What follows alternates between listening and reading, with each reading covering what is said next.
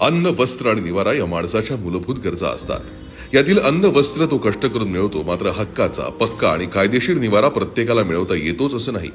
परिणामी आज मुंबईसह अनेक मोठ्या शहरांमध्ये डोंगरावर बऱ्याच झोपड्या निर्माण झाल्या आणि कित्येक लोक या झोपड्यांमध्ये जीव मुठीत घेऊन जगतायत। कधी अशा ठिकाणी पावसामुळे भूस्खलन आणि दरड कोसळण्याच्या घटना घडतात आणि लोकांना नाहक आपला जीव गमवावा लागतो। हीच गोष्ट लक्षात घेत शिवसेना महायुती सरकारनं डोंगरावरील झोपड्यांच्या पुनर्वसनासाठी स्वतंत्र धोरण आखण्याचे निर्देश झोपडपट्टी पुनर्विकास प्राधिकरणाला दिलेत। पात्र झोपडपट्टी धारकास प्रशस्त घर मिळवून देण्यासाठी कार्य करावं, सर्व माहिती संकेतस्थळावर उपलब्ध करून द्यावी, जेणेकरून माहिती अधिकारात कोणालाही माहिती मागण्याची वेळ येऊ नये, अशा स्पष्ट सूचना अधिकाऱ्यांनी केल्या आहेत। हे करत असतानाच अतिक्रमण रोखण्यासाठी महाराष्ट्र रिमोट सेन्सिंग ऍप्लिकेशनच्या सहकार्यानं अतिक्रमणाबाबत अलर्ट देणारी यंत्रणाही विकसित करण्याचे निर्देश प्रशासनाला दिले।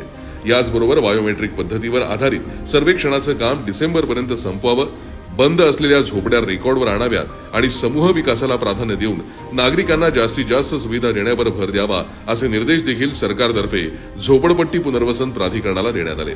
शिवसेना महायुती सरकार फक्त समस्येवर नाही तर समस्येच्या मूळ कारणावर उपाय करतं, जेणेकरून प्रत्येकाला कायदेशीर निवारा मिळावा आणि महाराष्ट्र झोपडपट्टी मुक्त व्हावा।